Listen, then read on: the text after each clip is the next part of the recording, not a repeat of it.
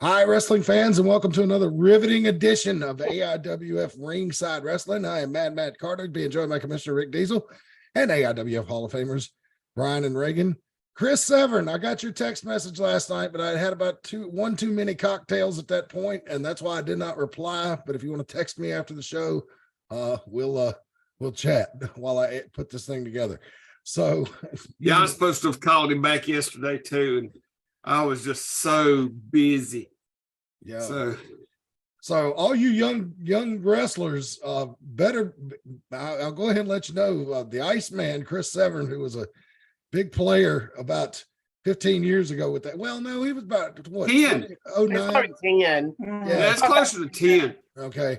Yeah. So, but he's been lurking in the shadows and tightening ropes and keeping an eye on you guys. So if he ever decides to make a return, if you thought Justin Flash was a problem for you, especially Fighters Club, this could be even more trouble coming back from the past. So I'm telling you, man. I don't know.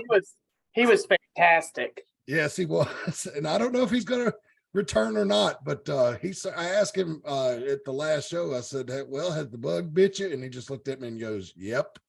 And so he was never known to say much, but he was very technical. You know what I'm saying? I mean, a lot of people who remember him, he was a student of the game, as they like to say. Yeah. Oh yeah. Yeah, I know him and Justin Flash had some technical showdowns back in the day that rival anything I've seen anywhere. It's kind of interesting that Matt used the word lurking, because who's he lurking about? I mean, you know what I'm saying? I mean, who's he watching? I don't know. He was interested in Justin Flash's comeback story. How we kind of been talking to Justin Flash for what, better part of the last year, and he was involved heavily in softball and wasn't doing much wrestling. And you look at Justin Flash now. He's come back. He's not only wrestling with us, he's wrestling with AML. He's wrestling with Pure Pro down at, the promotion out of Danville. And it looks like every weekend looks like he took a beating last night. We thought he got beat up pretty bad by the Fighters Club, but he posted some pictures on social media this morning that looked like he had a rough go of it wherever he was last night. I'm not sure whether it was AML or PPW, but wow. So just things are going well right now, and I'm looking forward to Money in the Piggy Bank coming up this Saturday. Yes, this is our last show. This is our last Ringside Wrestling show before the big event.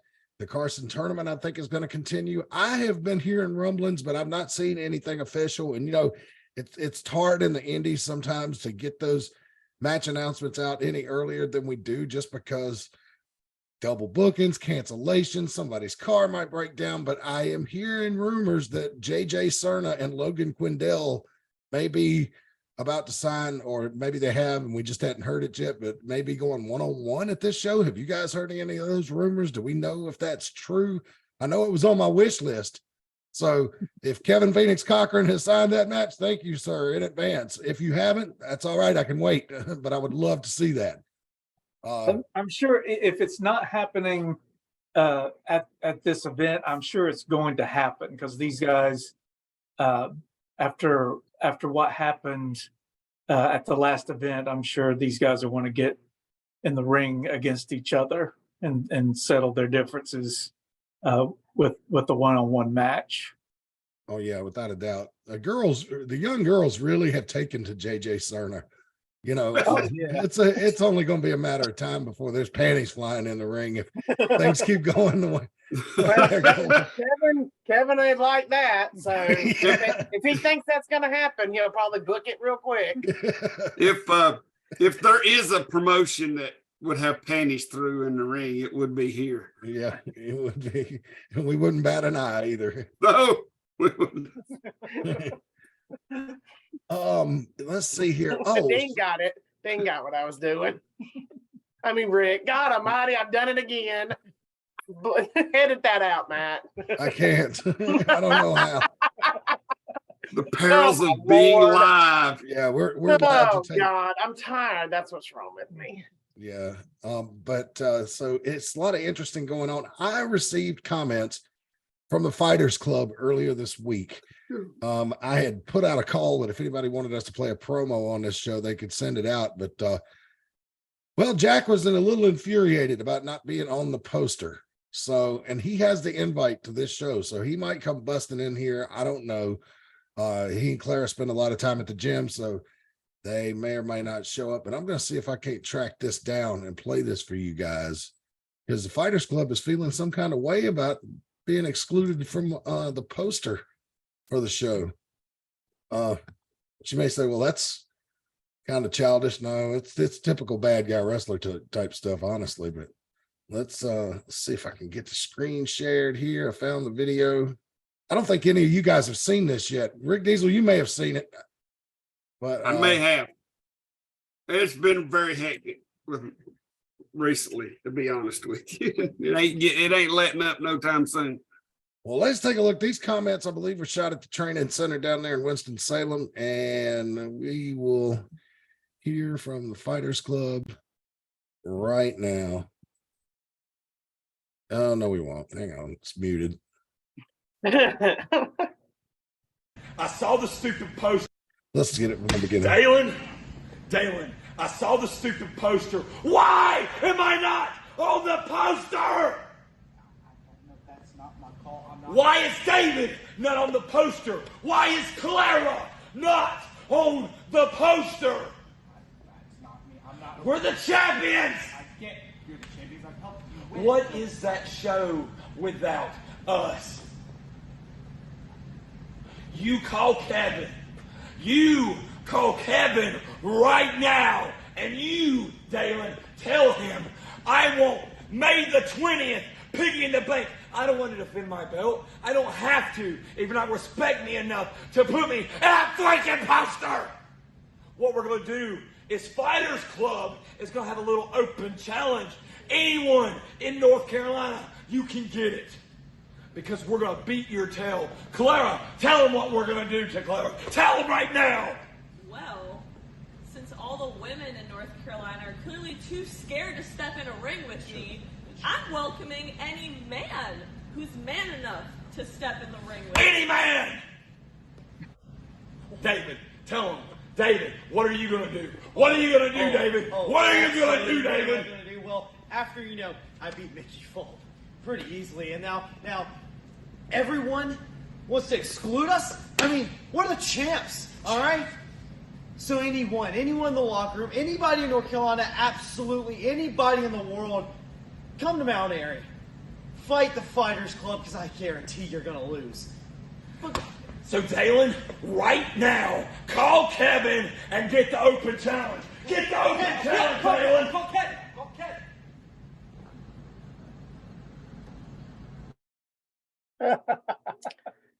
Wow. I wonder if Dalen is starting to regret his decision of joining the Fighters Club I don't know. at this point. If he wasn't before, I wonder if he's. He seems to be the person that they take everything out on. right. Yeah. Well, it's because they don't respect him. It's the Fighters Club. Every member is a fighter except him. He's a referee. He's not a fighter. They don't respect him. Yeah. And they make it very obvious they don't respect him. They used him as a means to an end, and now they're just kicking him around because he has nowhere else to go. Yeah, Dalen may be the president and CEO of the Danny Davis, Nick Patrick Crooked Referee Fan Club, but yeah, I don't know. It was weird. A couple of things I don't know if you guys noticed in the video of when they beat up Justin Flash at the end of the show. Dalen was coming in there trying to get some cheap shots, and Jack was kept having to push him back. Like, no, that's not what you do here. You know, and I don't know, maybe there's something going on behind the scenes where Dalen's getting a little too big for his britches.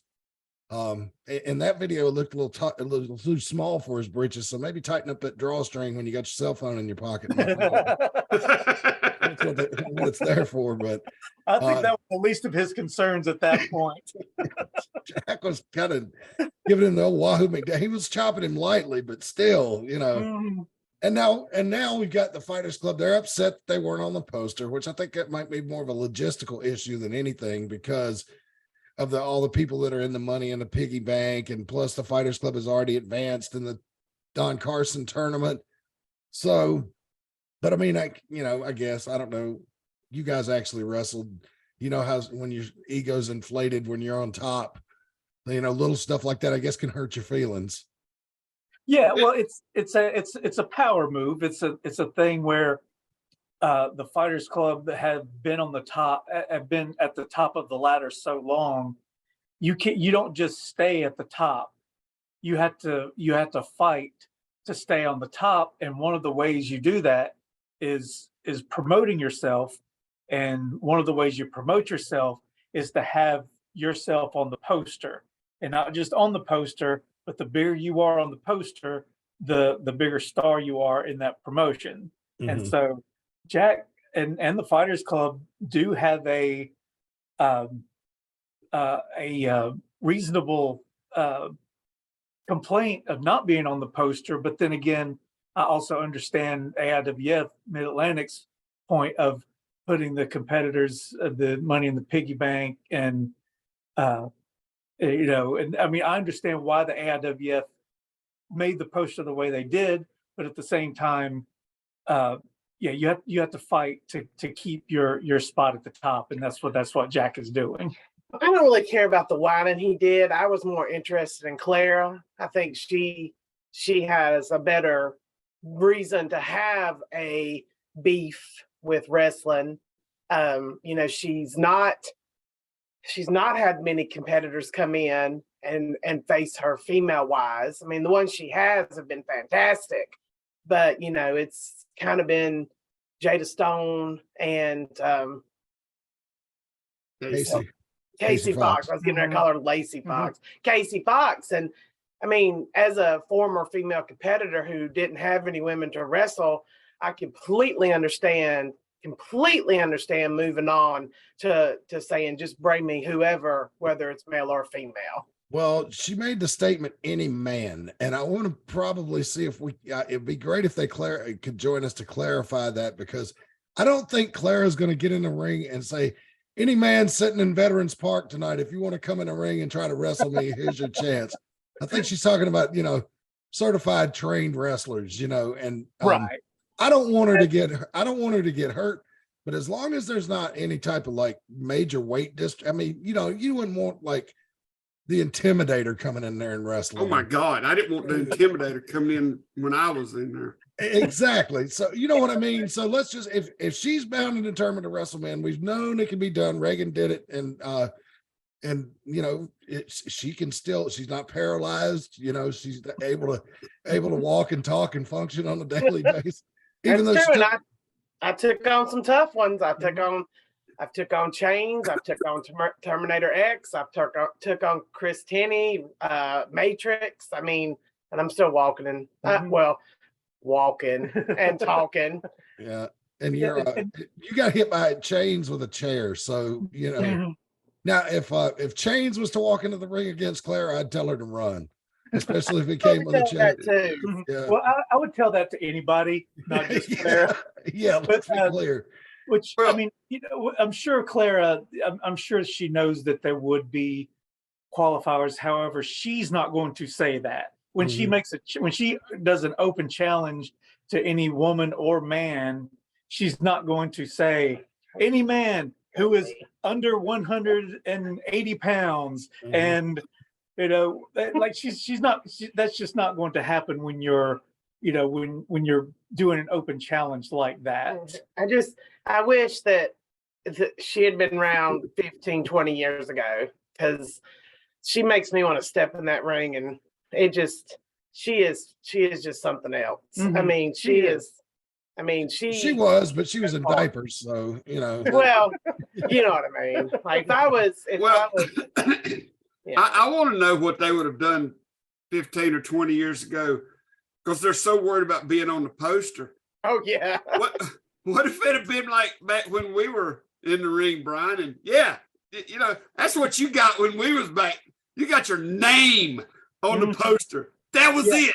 And they have pictures up in Ohio of all of us to stick on that picture. The Wahoo McDaniel picture just happened to be in their stock photos at the print shop.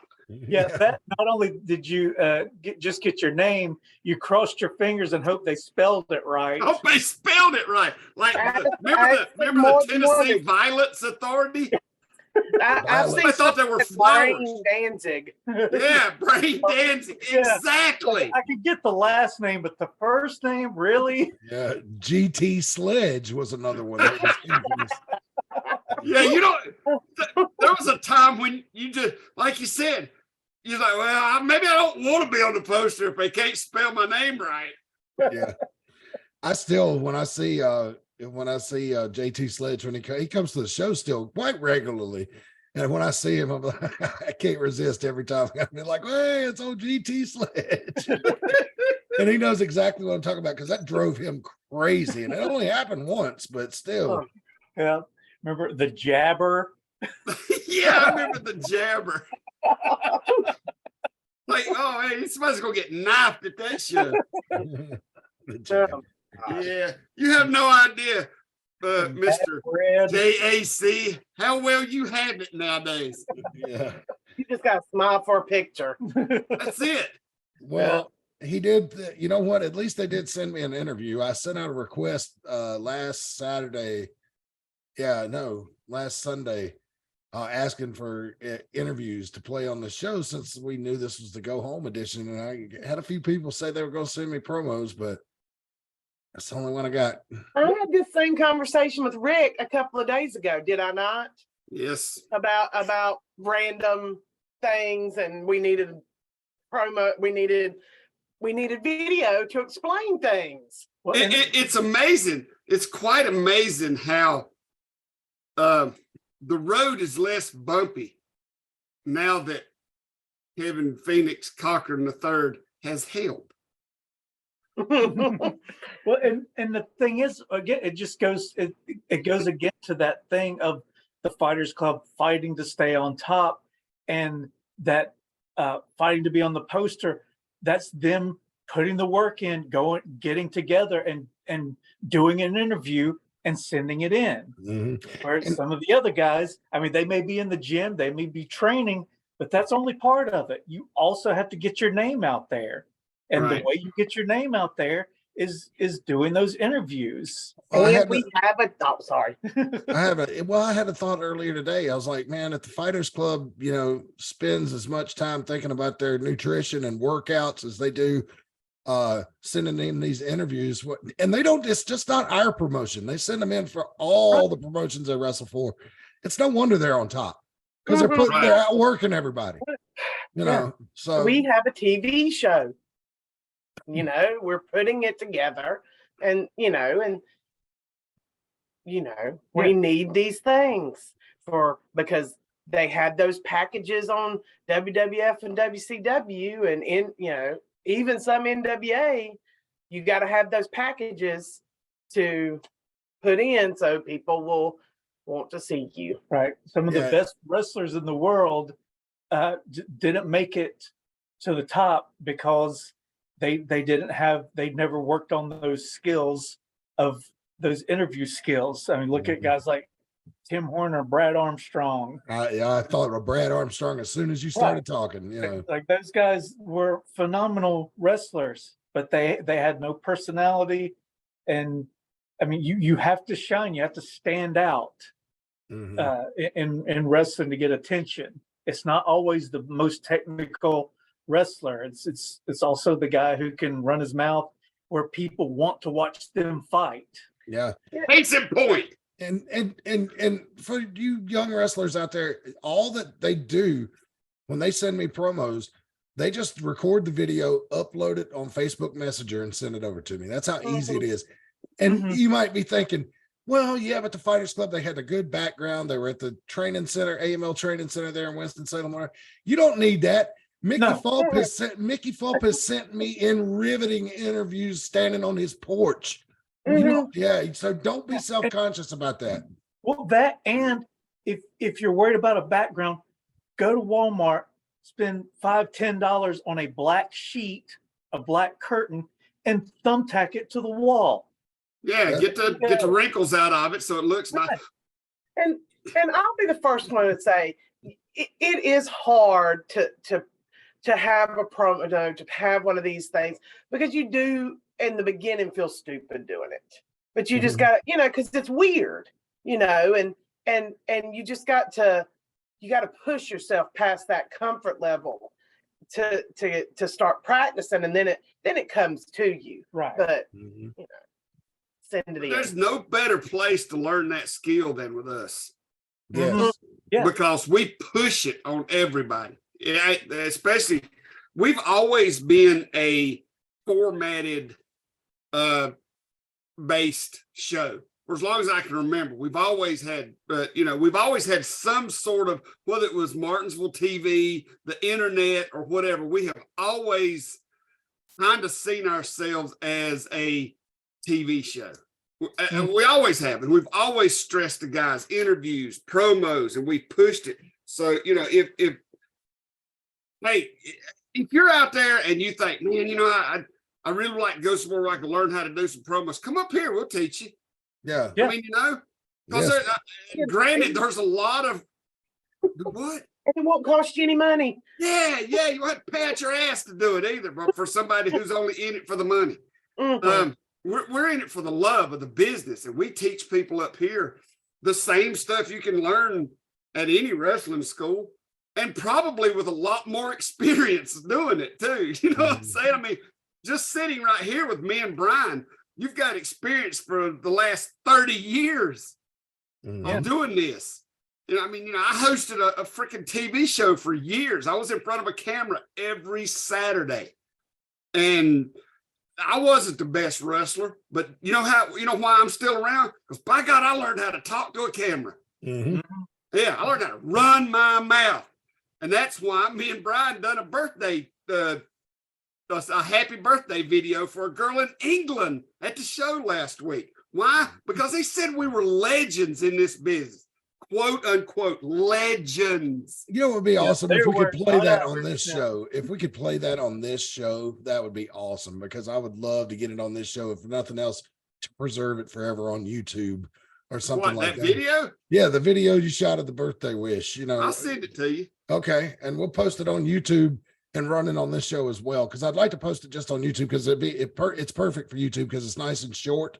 But and speaking of which, thank you for the continued support of our YouTube page. We're getting close to 850, about 1,500 away from our goal of 1,000. So definitely making progress there. The latest big hit we've had on there is Clara and Amanda Kiss from the anniversary show. They're around 1,250 views, and it's not even been up for 2 weeks yet. So Clara is quite the internet sensation. At least you're welcome. Yeah, I know.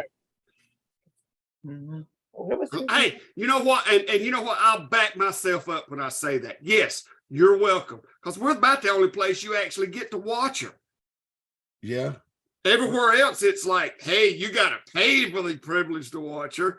Or, hey, you've got to, you'll get to see her from some fan video or a picture that somebody posts. We're the ones that shows matches of her. So, yeah, damn it, kiss my ass. I'll take the credit.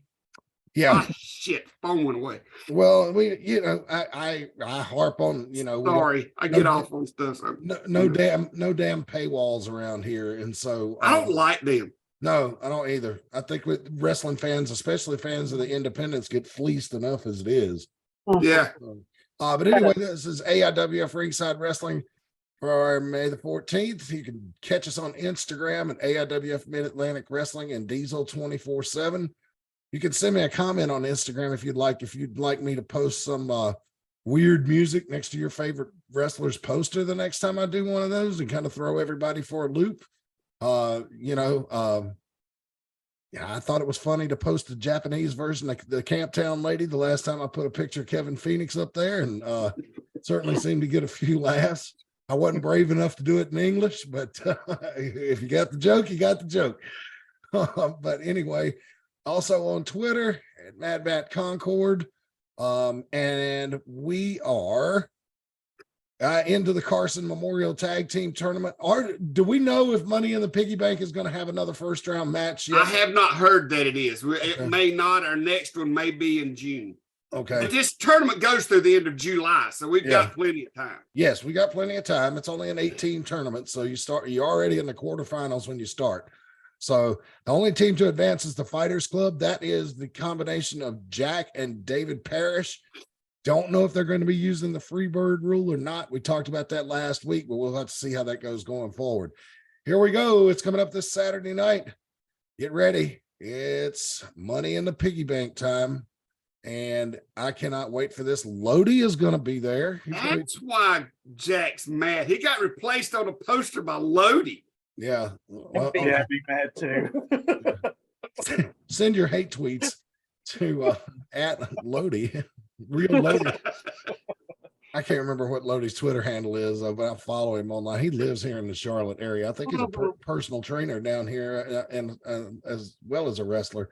But Lodi is extremely active, even after all these years in wrestling business. He is on the road wrestling somewhere almost every weekend, a lot of times twice a weekend.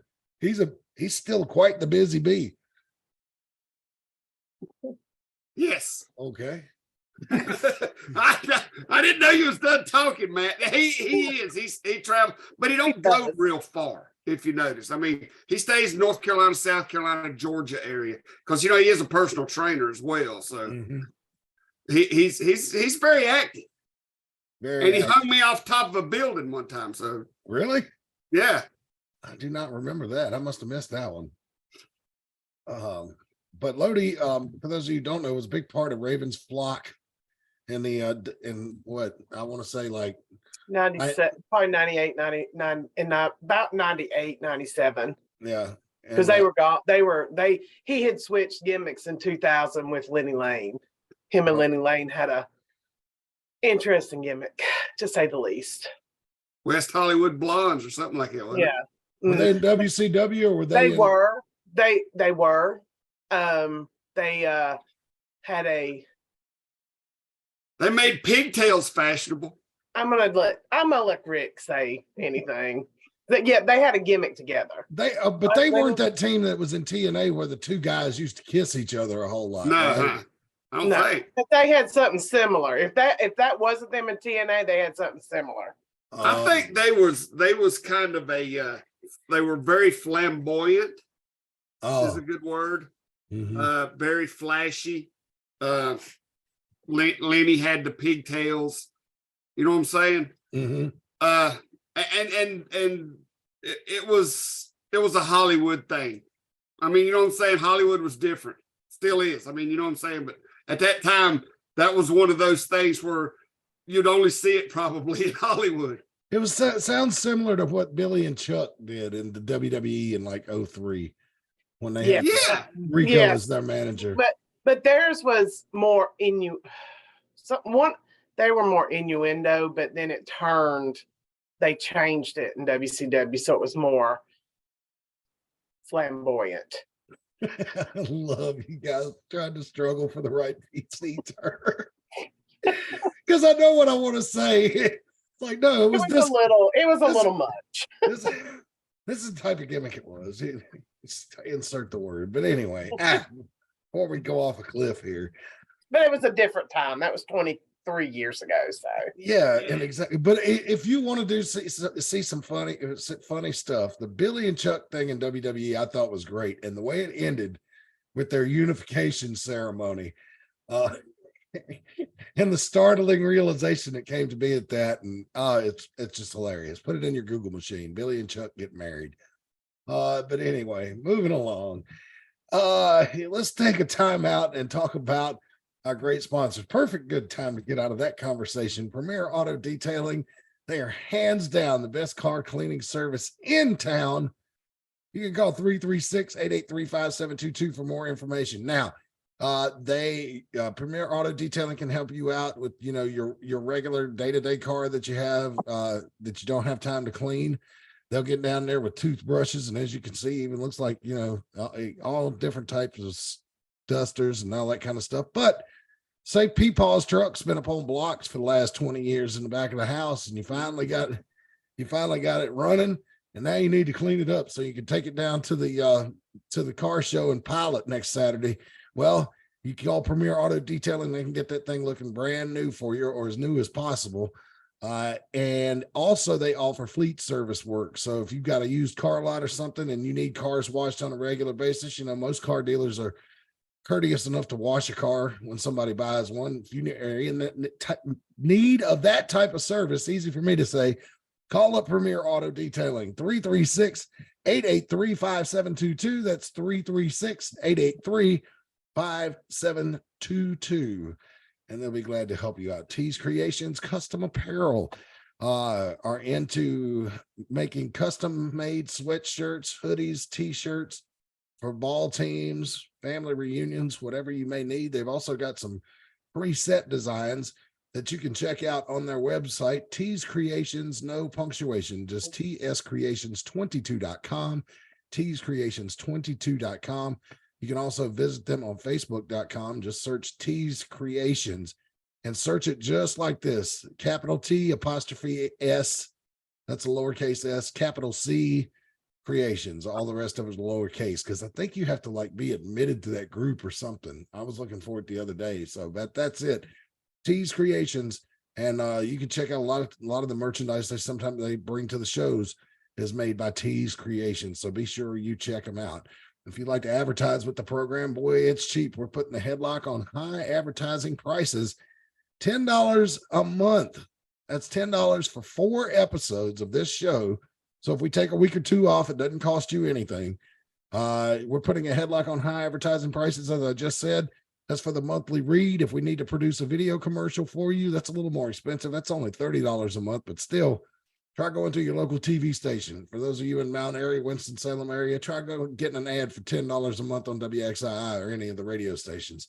Same if you're down here around the Charlotte area. Good luck going to WBTV or WSOC and getting advertising this cheap anywhere. But we have a pretty good reach. We're on Facebook Live every Sunday night when we do the show. The show's also archived on YouTube, and we send it up to Roku as well.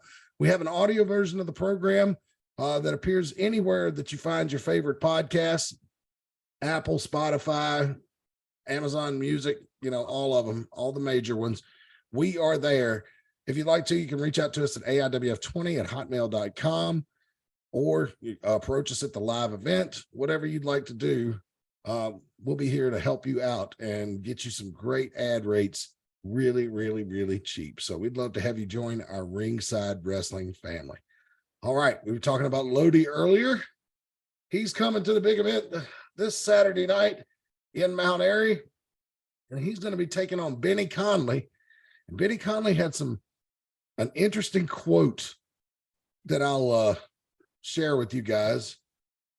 I've never liked him, and I will poke his damn eye out.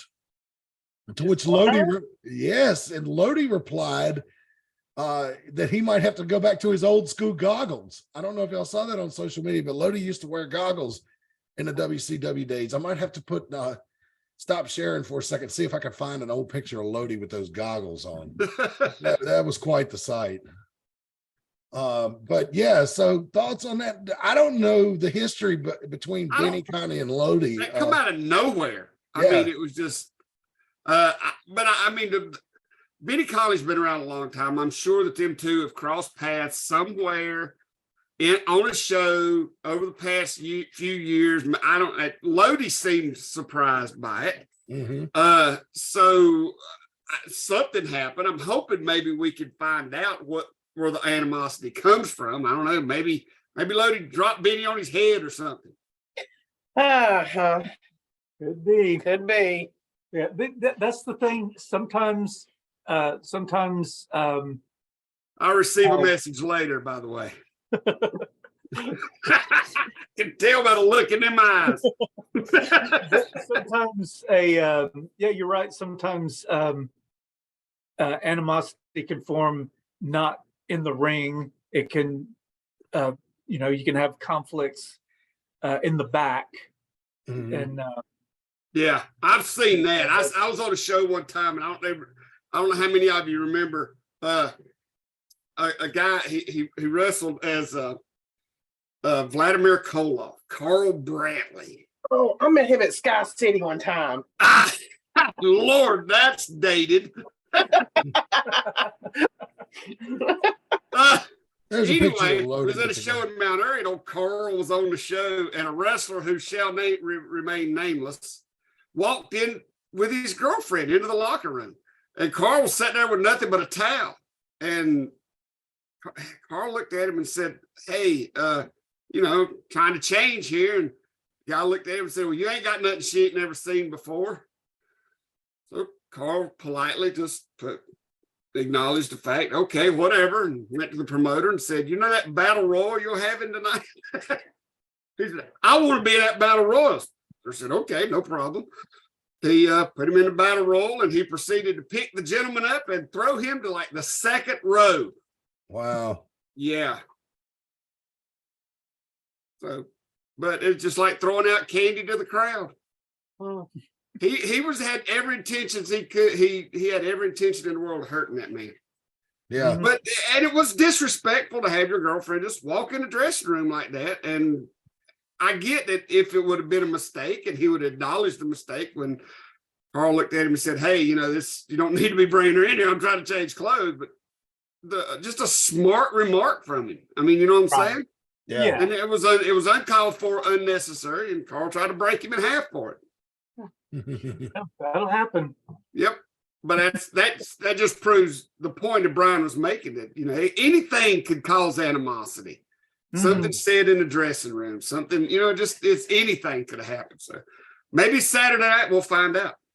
Yeah. We will corner Benny in front of the backdrop where you do promos and ask him. Yeah. What's the beef with Lodi? Why? I'd love to know. Maybe he just doesn't like his signs, or maybe he's jealous of Lenny Lane. I mean, who knows? It could. Maybe he's jealous of Lodi. Does have a good physique. You just never know. You never know. Oh, mercy. But anyway, we're going to find out what's going on. But it'll be good to see Lodi back in AIWF Mid-Atlantic. It's been a while, so I'll be glad to see him back there. So we're going to find out what Benny Conley's beef with Lodi is coming up this Saturday night. Also, the world champion Ty Tyson is going to put the world title on the line. Any rumors, inklings, hints of who he's going to be taking on? The new episode of AIWF Mid-Atlantic Live dropped on YouTube today, episode 424, that featured a match between Ty Tyson and the scumbag Zach Dyer, I believe. Or no, let me say his name right. Drex Dyer. I'm sorry. And they had just an old school late 90s hardcore match, pretty much. I mean, it was hard to watch. It's a wonder either one of them didn't have to go through concussion protocol after that match. And that seems to be what Ty Tyson really likes, is those hardcore matches. So makes me wonder, if the world title's on the line this Saturday night, who his opponent's going to be and what they are in for. Yeah, I'm really glad to see Ty back, with him having the world title. It's having to travel around so much. That's, I'm glad that we have a representative from AIWF Mid-Atlantic holding the world title. However, one of the disadvantages of that is the fact that Ty can't be at every AIWF Mid-Atlantic event because he has such a busy schedule of defending that world title, in all these different places. So, but it's good to have him back here at AIWF Mid-Atlantic and having him defending the world title in Mount Airy again. You kind of you get to where you don't think about somebody being there every show until they're not. And that is one thing about a world champion, is they have to travel. Mm-hmm. Yeah. Yeah, he does, and he's fulfilling all of his obligations and defending the title well. And but again, it'll be great to have him back home again. Yes, Absolutely. All this takes place this Saturday, 7 p.m. bell time. The doors open at 6 at Veterans Park in Mount Airy. Tickets $9 for the floor, $6 for bleachers. Not a bad seat in the house at Veterans Park. And boy, oh boy, I can't wait. It's money in the piggy bank. And we're going to have that huge ladder match. Mr. Pigglesworth will be hanging about 20 feet above the ring. And whoever retrieves the pig can challenge for any title they want, whenever they want within the next calendar year. Is that correct? Or is it just mid-Atlantic titles? That's always a little fuzzy about the rules there. well, it's mostly mid-Atlantic titles for the simple fact that we recognize the pig more than anybody else does. So Yeah, it's and it'll be interesting to see if the winner of the, because normally the winner of the Money in the Piggy Bank, I don't know if it's happened every time, but most of the time they go after the heavyweight championship. But there may be somebody who wins who wants a shot at the TV title. So or the world title now that it's in the mid-Atlantic. right, yeah, that's true. I have a question. Can they get a partner and then go for the tag belts? That's never happened before. That's never happened. I have no idea. I'd love to see that happen, though, just so we could set a precedent. Yeah, it would be interesting. Right. Because there's not much stuff that's not been done in wrestling yet. But that would be something, Mickey Heath, I did it again. At least I caught myself this time. Mickey Folk is in the Money in the Piggy Bank match. He won his match with his tag partner at that night, Buddy Flowers. So he has a shot at the Money in the Piggy Bank. So who knows? He may hold on to it, and then if he and Joe Harrison lose the tag titles, he could cash in the Money in the Piggy Bank to get a shot at the to regain the world tag titles. Yeah, it would be interesting to see that. Mm-hmm. To just have like an insurance policy of getting yourself an automatic rematch. Maybe I'll have this discussion with Kevin, because it's his final say. Maybe I'll put this earworm in his head. Make it something people can go for, the tag belt. well, I have heard he is going to be there Saturday. Yeah. And I'm sure he'd be real interested in the earworm. That sounds like something he'd be into. I swear, I live on the north side of Charlotte. Kevin lives down in Charleston, South Carolina, which is like 200 miles from here. And I could hear him giggling when you said that. The force is strong tonight. Here's something unusual, at least for us. I don't remember us promoting an event like this before. If it has been, it's been a while. But former AIWF World Champion, the Beer City Bruiser. Now, here's somebody, I don't think I've ever met this guy in person, but he carries a very good reputation. I hear a lot of good things about his skill as a trainer. I don't know. He's going to be here. What can you guys, it says former Ring of Honor star, but he's offering a seminar, $25 per person. Now, this covers wrestlers, managers, referees, and it's going to take place at Veterans Park, not this weekend, but note the date, Saturday, June 24th. So it's over a month away, but from 1 p.m. to 3 p.m., he's going to be offering a 2-hour seminar or workshop, if you will, to help out wrestlers, managers, referees, everybody. So that tells me if he's doing stuff for managers, that part of this is going to be a promo class. So I'd be very interested to hear more. Ladies Yeah, and gentlemen. and again, I've never really participated in one of those seminars before, but I can imagine also if he's former Ring of Honor, he may have some advice on how to open doors for some of the bigger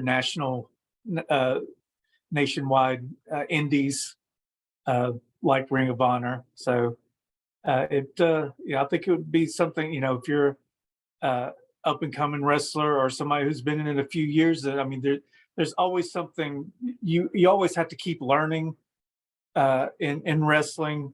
Once you think you know it all, that's when you start going down. You never know it all. So getting advice from somebody like this is probably a good idea. So you may want to check it out. Well, I've never been big on seminars, and I think the reason is because they got so watered down. There's guys who's never made it anywhere trying to give seminars. Right. But Yes. now when somebody like this who's been somewhere offers a seminar, I'm behind it. I support it. But there's so many guys out there that try to do seminars that have never went anywhere, or they've, done some dark match or at best a dark match, or they've just traveled around a lot and they want to give a seminar and charge $25 for it. And if you go to one of them, you're wasting your time, because don't go to a seminar that's offered by anybody who hasn't been somewhere, signed a contract, made a living doing this. And Beer City Bruiser has. He was with Ring of Honor. So that's somewhere. I mean, you know what I'm saying? They are, at one time, they was considered one of the big 3 or 4, you know what I'm saying? Yeah. And probably on their way back to that again. And If they can ever get on TV anywhere. And it's somebody who's still in the game. He's still working. He's still putting the boots on. Right. He's still getting in the ring. He's still traveling around. He's still doing it.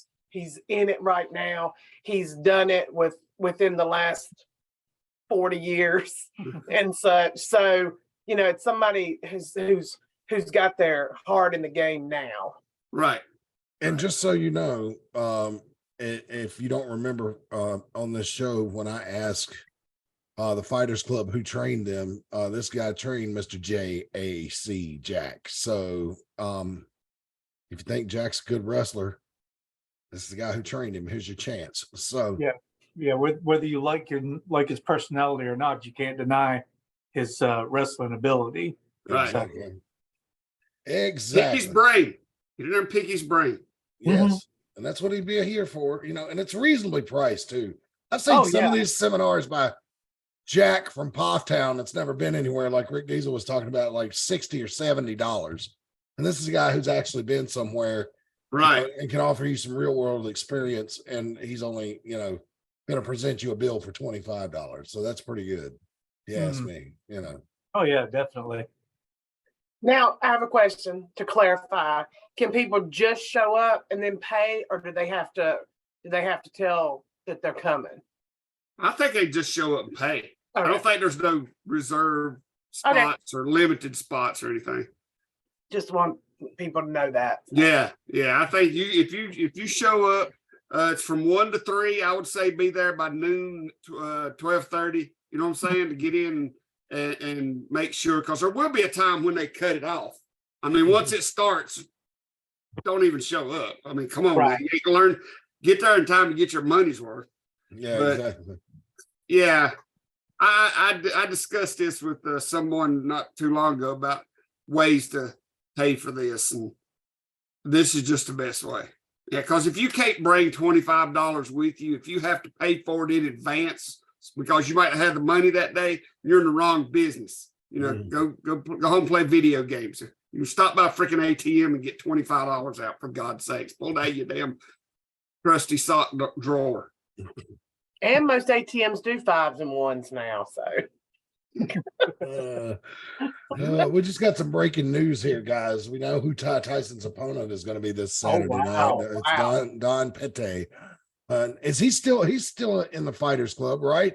As far as I know, yeah, he hasn't been to Mount Airy in a while. But as far as I know, yeah, he's still a member of the Fighters Club. Yeah, he hasn't been with the Fighters Club the past few events, but you know, as far as I know, there hasn't been any kind of break with them. So, but I guess we'll find out for sure that night. Absolutely. I'm interested to see, you know, what happens, what kind of match this is going to be, because, you know, Ty Tyson's involved. He's going to want it to be some kind of stip match. And, or he needs a stick if he's going to beat this dude. Yeah. He needs a bat, maybe a couple of gargoyles, flying horse. You know? Gargoyles and flying horses and whatnot. So anyway, we talked about the birthday wish that you and Brian did for the fan in England. And we're going to take a look at that right now. It was shot at our last show.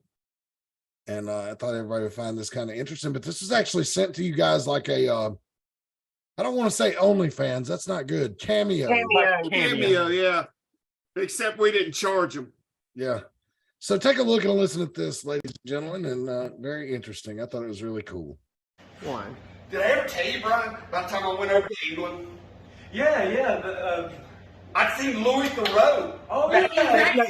Just audio. 1999 and then in 2020. What did you say?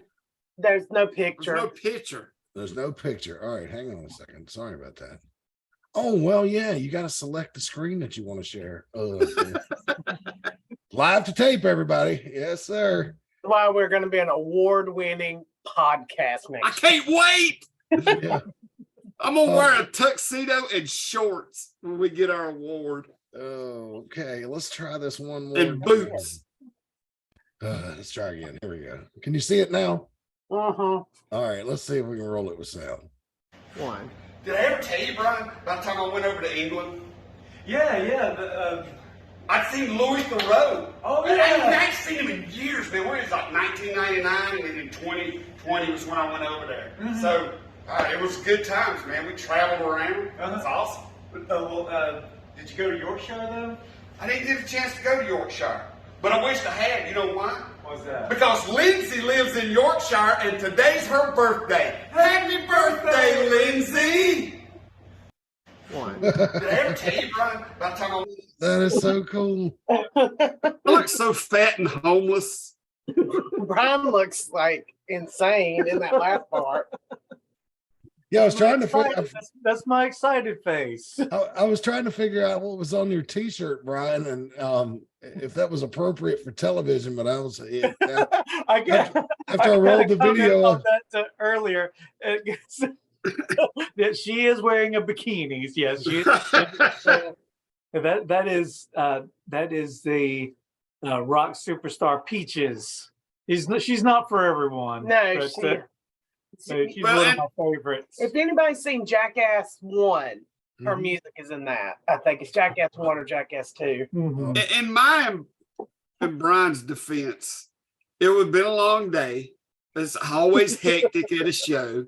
And we filmed that after the show. We was both exhausted, ready to go home. We've been beat up all night, you know, just because trust me, you don't have to get in the ring to get beat up at a wrestling show. All you have to do is be a part of the production team. Yeah. But yeah, so But yeah, because it was right. It was Yeah, it was last right. minute.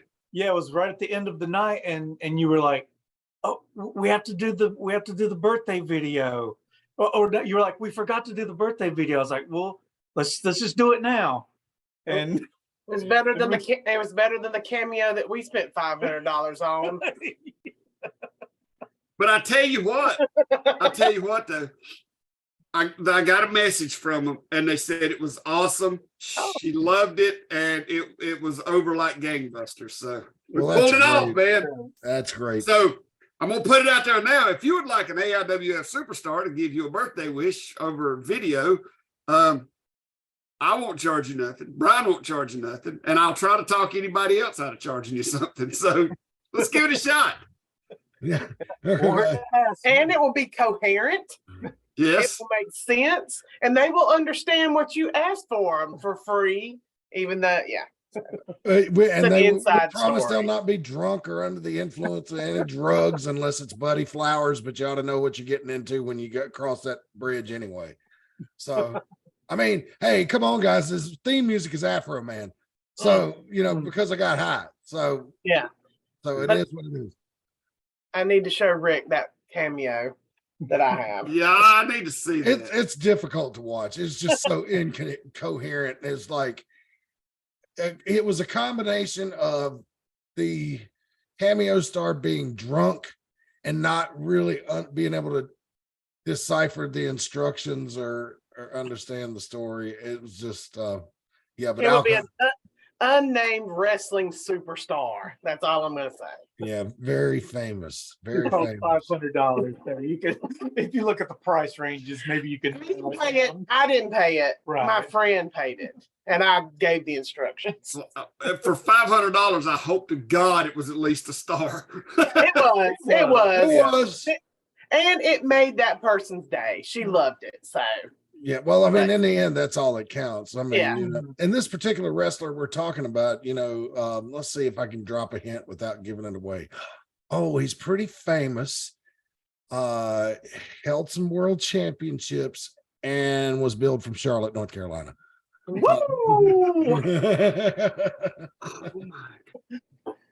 Hopefully that's Yeah. not copyrighted. Yeah, I know. I hope not either. But yeah.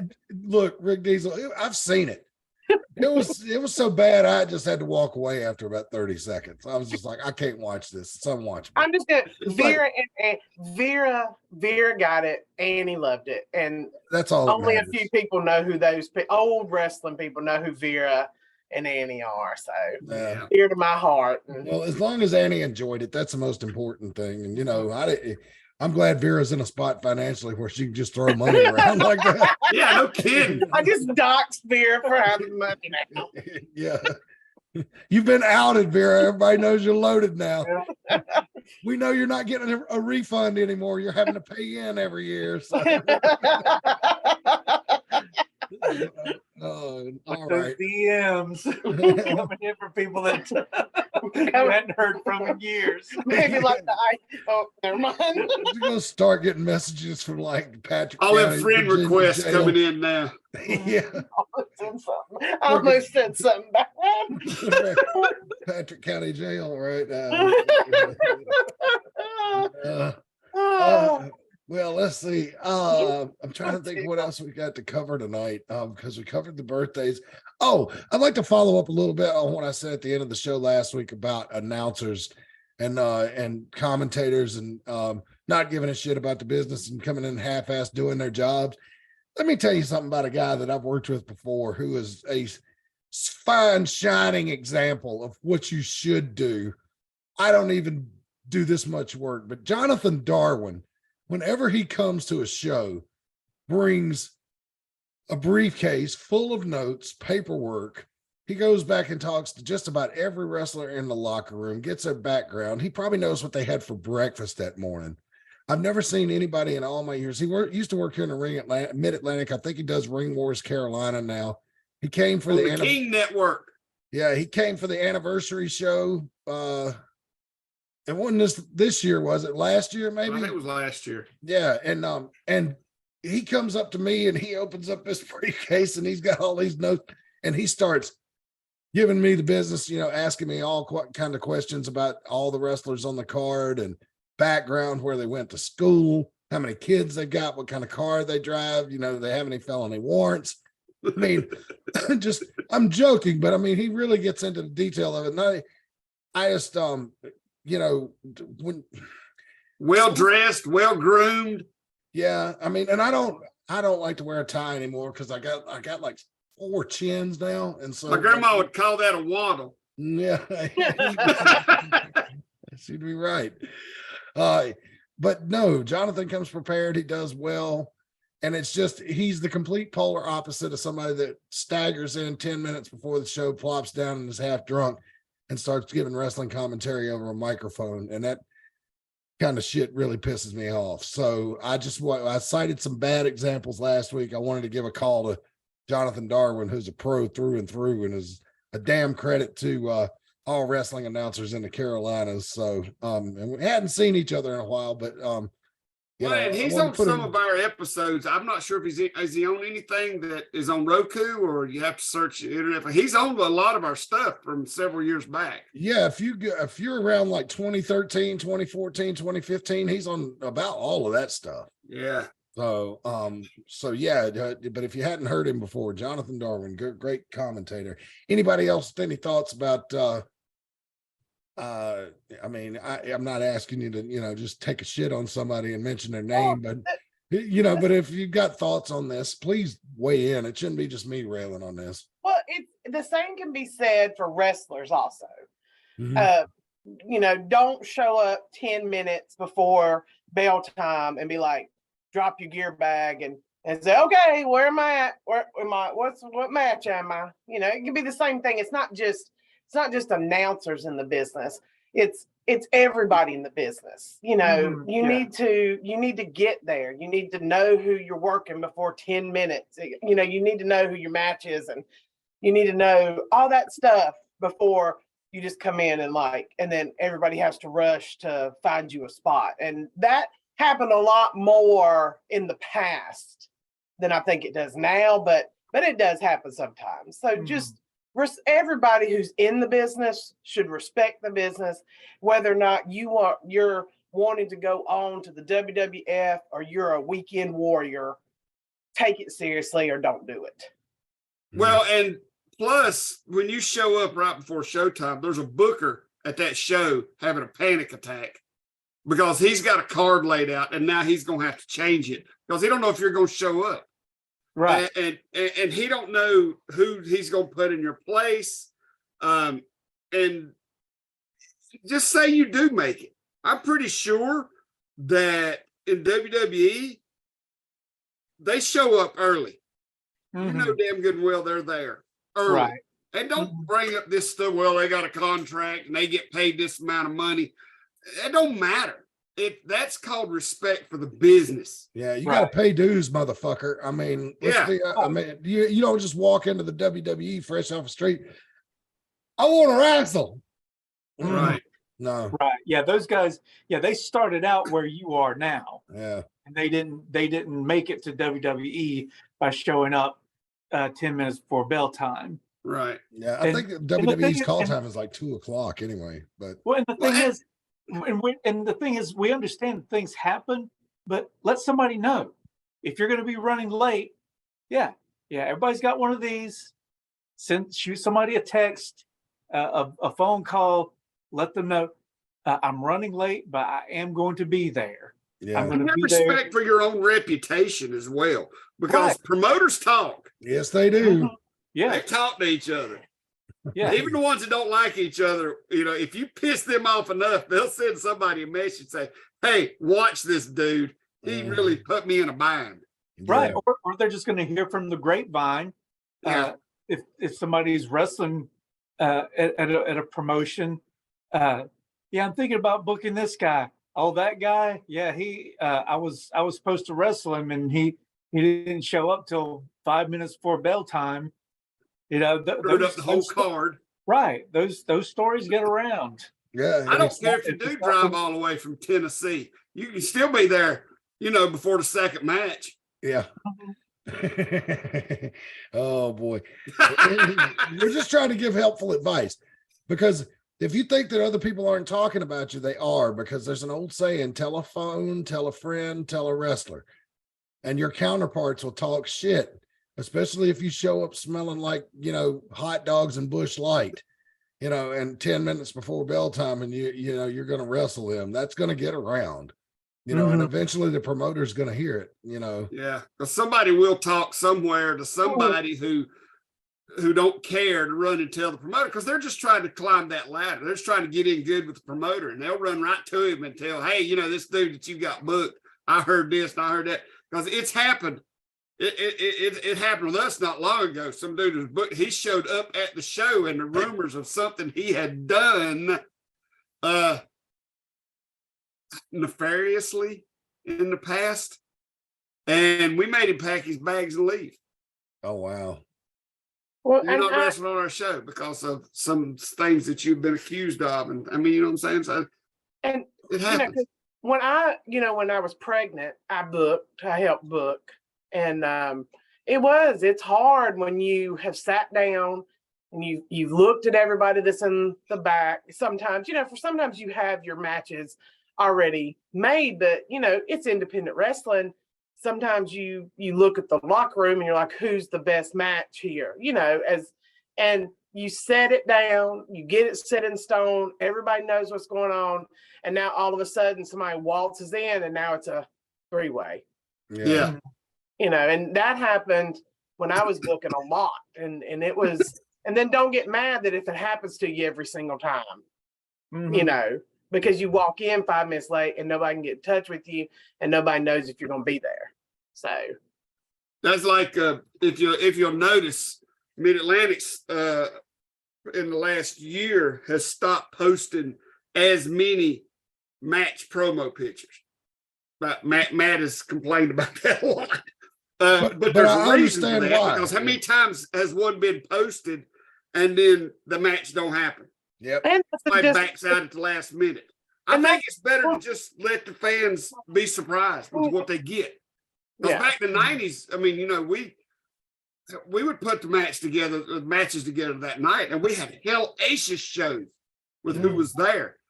And but now, with the internet, everybody wants to put out a match, put my picture on a poster, who I'm wrestling, and oh, by the way, I can't be there. And the only person looks like an ass is one who posted the damn poster, the promo picture. So that's why we quit doing it. I mean, if you want to see who wrestles each other, we'll post a few that we know is coming. But hey, show up, be there. You'll get good matches. We'll make sure that happens. We don't have to give you a picture of every match. Yes, and if you have a track record of always being there, guess what? You're most likely going to be on posters, right? Eventually, But I mean, if you get get this towards the Fighters Club, this is rolling back around to people's pictures on posters, but just don't want to piss them off. Oh, no. Well, let it be said. Hey, Fighters Club, whether you like them or not, if they tell you they're going to be somewhere, they're there. They're there. Yeah, they're very professional, very punctual, and they come ready to work. They come ready to do their job. They come ready to do what they need to do, what the promoter asks them to do, what the booker asks them to do, and they are at your disposal from the time they walk in the door till the time they leave. Yeah. Unless you're an idiot and don't know how to use them, and then you might have an issue out of them, but you would anybody. But as long as as long as you know what you're doing and they know that, they will work with you, and you will get your money's worth out of the Fighters Club. That's for damn sure. Yeah. And they and they could just have suffered a humiliating loss and be all pissed off, and you go up to them, you guys, I would like to get an interview with your thoughts after that match, and they're like, ugh. And they get up and they go in front of the camera and yell and scream for, I mean, hey, right on point. So but I would like to give a warning to anybody that saw Clara's challenge to any man. If you think you're going to get in that ring and play grab ass with her, you got another thing coming. This is not mixed, what was it called? Cat fight. Mixed cat fight. This is fucking and also any wrestler out there, if you want to get in the ring, play grab ass with her, I wouldn't try that either. No grab ass with Clara. No, because you're going to get your hands broken. You won't be grabbing nothing for a long time. I was going to say probably a shoulder separation, elbow dislocation, possibly a broken arm. Yeah, I wouldn't try that. But it'll be interesting to see if there's a man that wants to step up and have a go with Clara, because, I mean, you remember when you tease your friends in the schoolyard, you got beat by a girl. I think grown men would do the same thing, even though Clara is definitely capable of beating up a lot of men. But I think that would be, if we think about it, Rick Diesel and Brian Danzig, you guys are in your prime. It's the 90s and somebody like Clara comes along, or Are you going to take that chance and go in the ring with her? I mean, you know, Brian I Reagan, sit my happy ass in the back and keep my mouth shut. I was going to say, I saw Brian get wrapped upside the head by Reagan and pinned Yeah. one time. So, Oh yeah. Yeah, I mean like for me, I would Watch have what you say. I was gonna say I wouldn't have a problem. Like I would accept the challenge just because and I would go in knowing that I could possibly be beaten. I mean, she has been a trained fighter since she was 5 years old. So I mean, I wouldn't be humiliated by being beaten by Clara because she is a trained fighter, and there would be no disgrace in being beaten by her. So yes, if I were in my prime and I were a wrestler, I would accept her challenge. yeah. And just a reminder out there, not that I'm trying to scare your opponents off, Clara, but maybe I am, but I love saying this. She was mentored and trained by Dr. Tom Pritchard.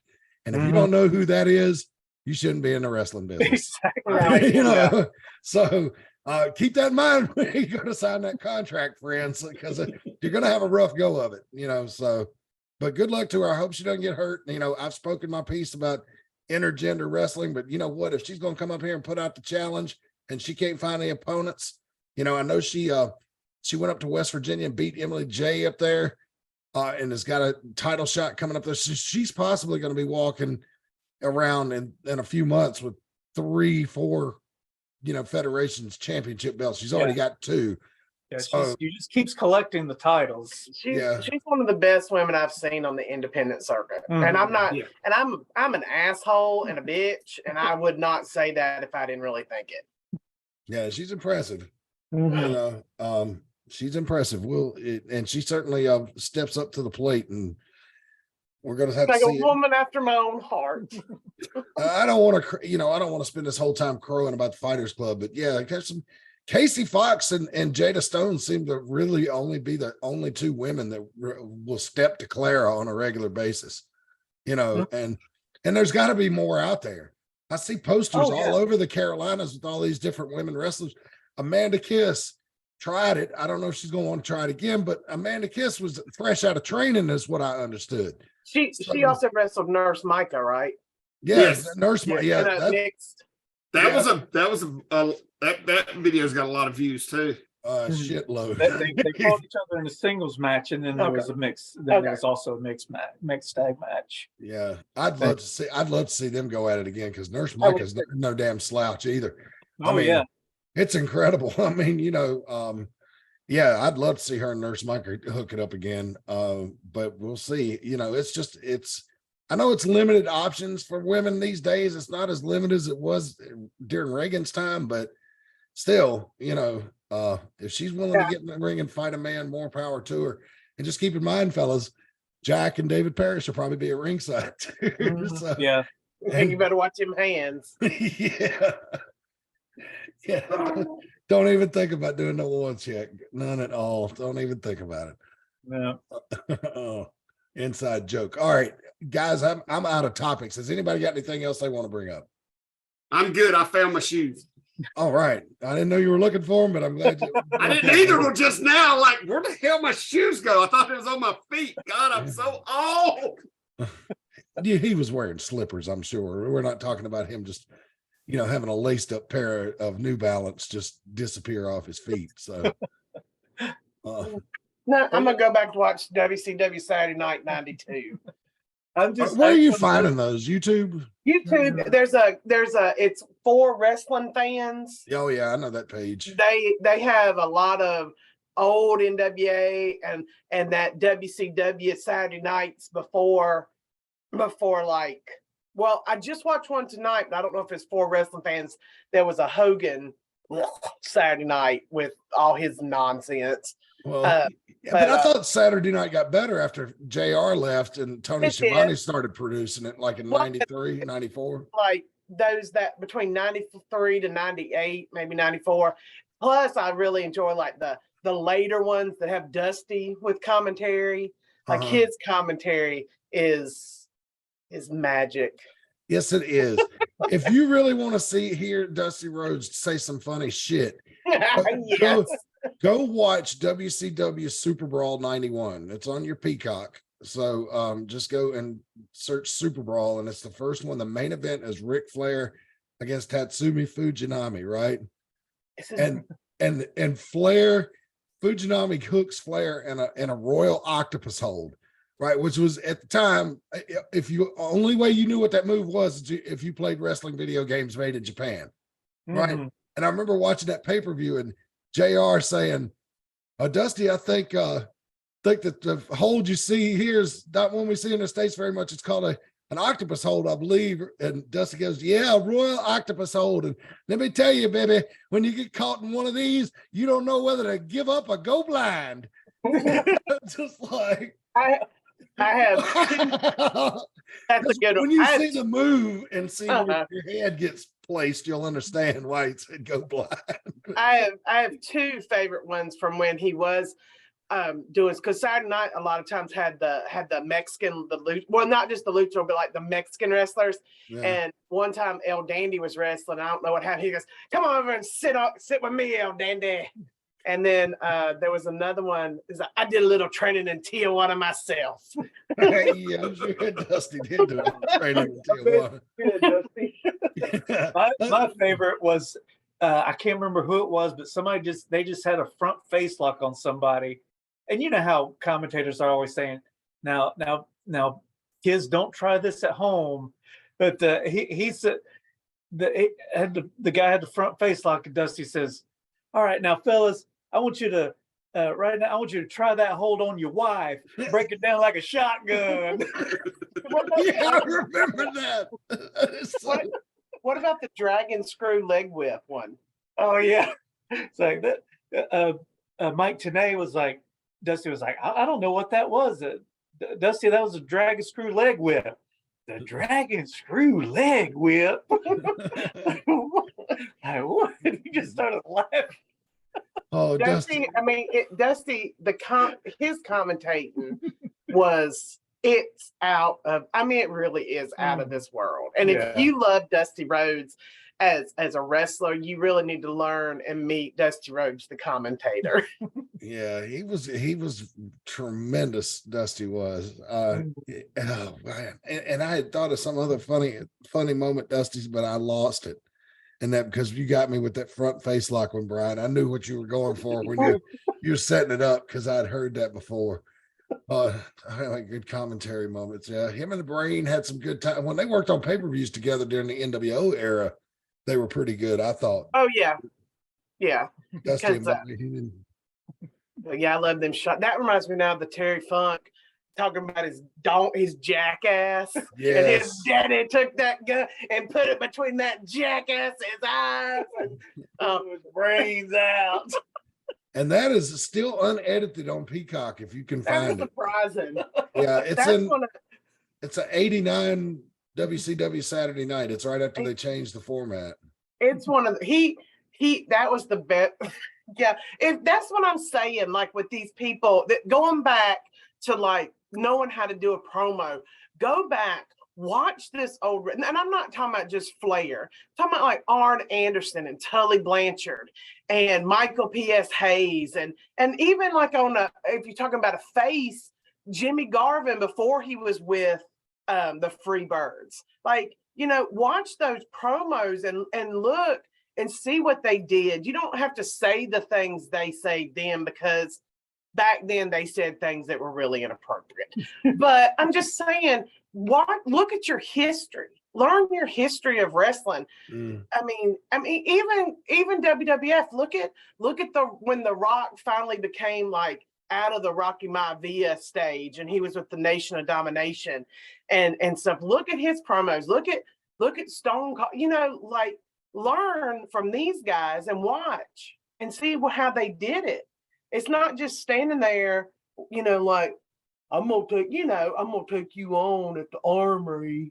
You know, like just watch this stuff and learn from it, because that's the one good thing about being 2023. You can put on YouTube and enter somebody's name or some show and pull it right up and watch. And you know, you don't have to pay Yeah, somebody. you have the entire wrestling history right at your fingertips. Take And- advantage of it. And you it's can not have it's not a who can crack the biggest joke and make the coolest burn Mhm. competition.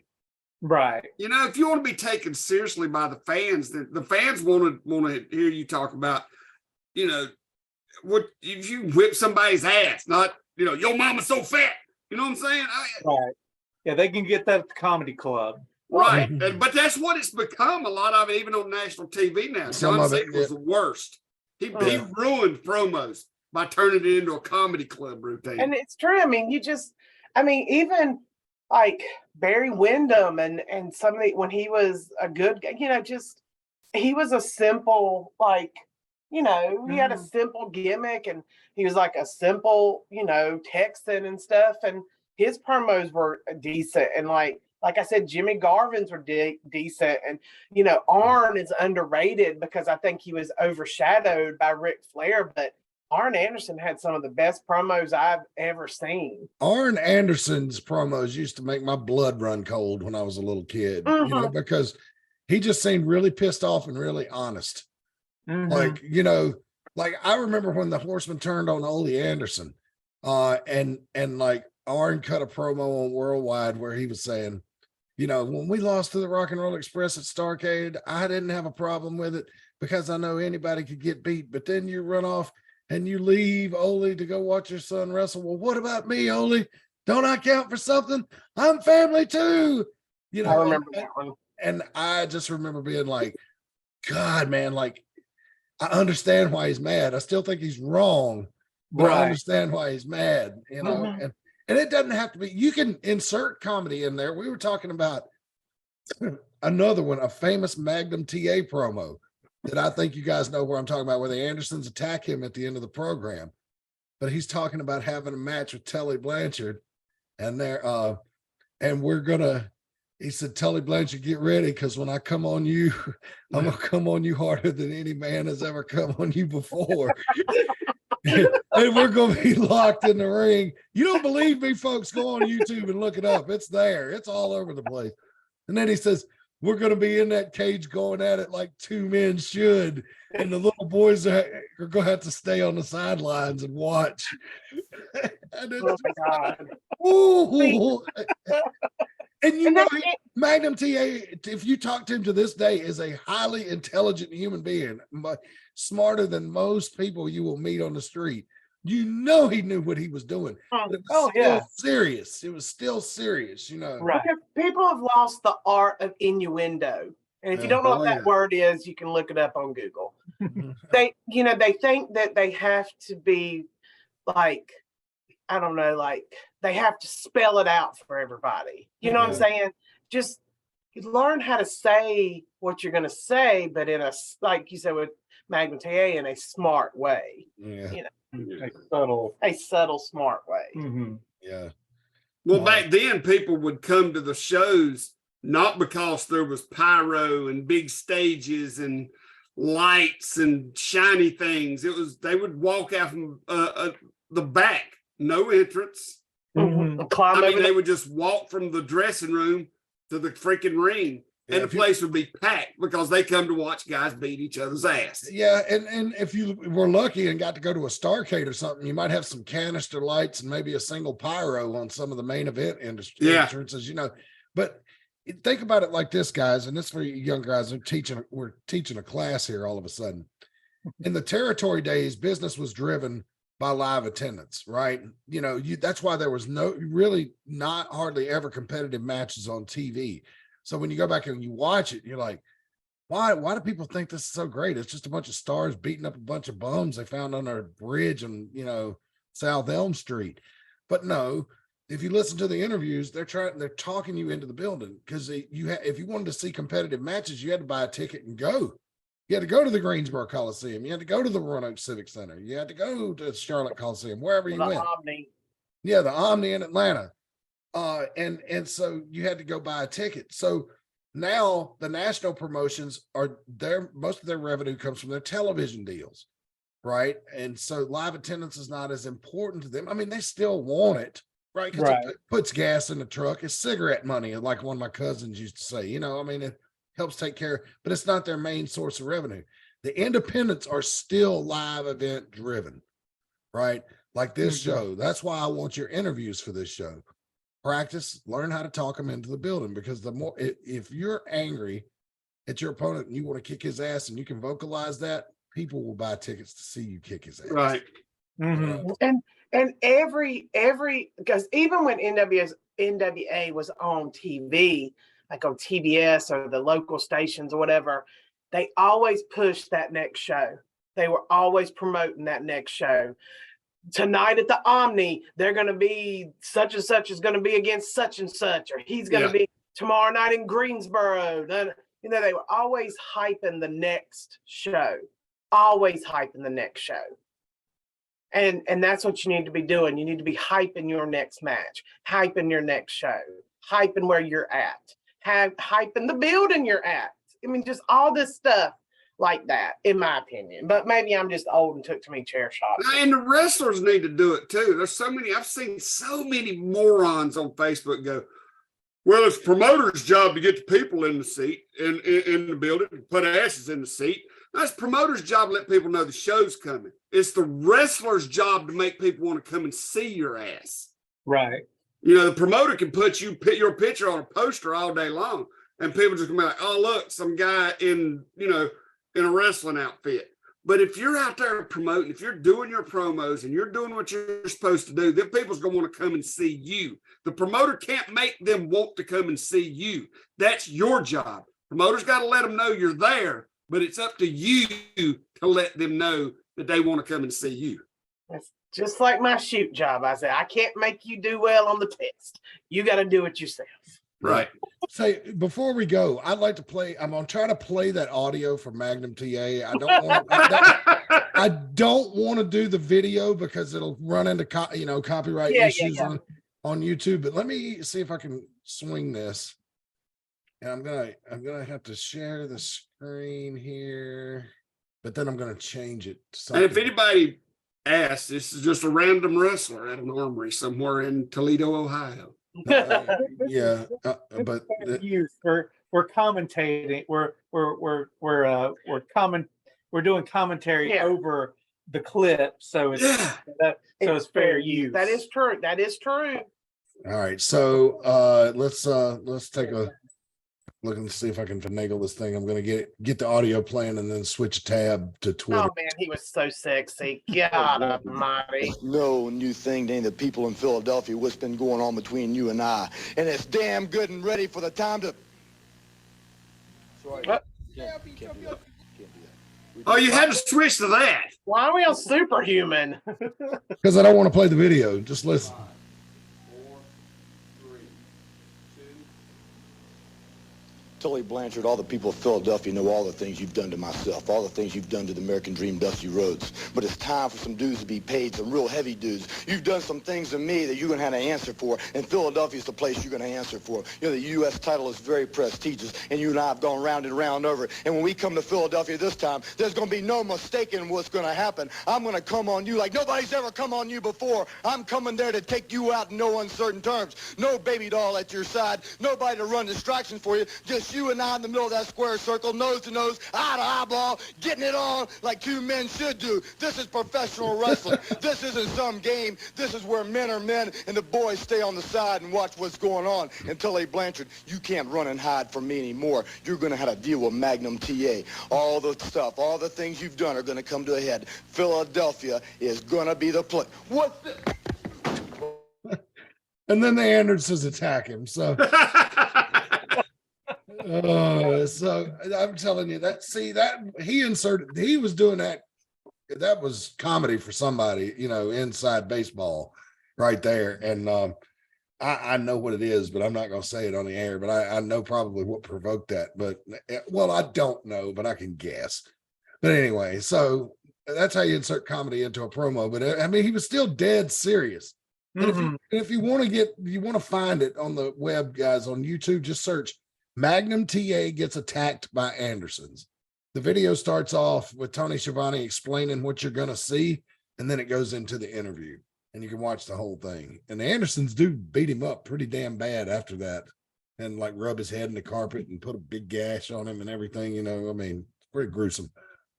Anyway, thoughts before we get out of here?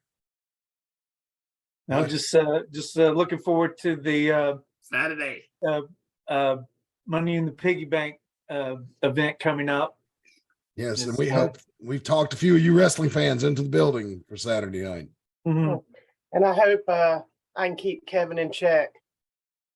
I hope so. But I have a feeling if he's going to be there, we might see another $20 challenge. So it'll be interesting to see. Surprised. Would be interesting to see if the stakes get raised. It was, excuse me, it was chocolate sauce the first time. Then Dog dog food food. second. I don't know how much higher they can go. They can go pretty lower. They go a lot lower. I don't know if they can go any higher. Yeah. Well, we'll see come Saturday night. So join us at Veterans Park in Mount Airy Saturday night. It'll be May 20th for Money in the Piggy Bank. So my voice is about to run out of steam. So we're going to say good night for Rick Diesel, for Brian Danzig and Reagan. Thank you so much for joining us. We'll see you next week. Same bat time, same bat channel right here on AIWF Ringside Wrestling. And until next time, so long for now. Good night, everybody. Good night.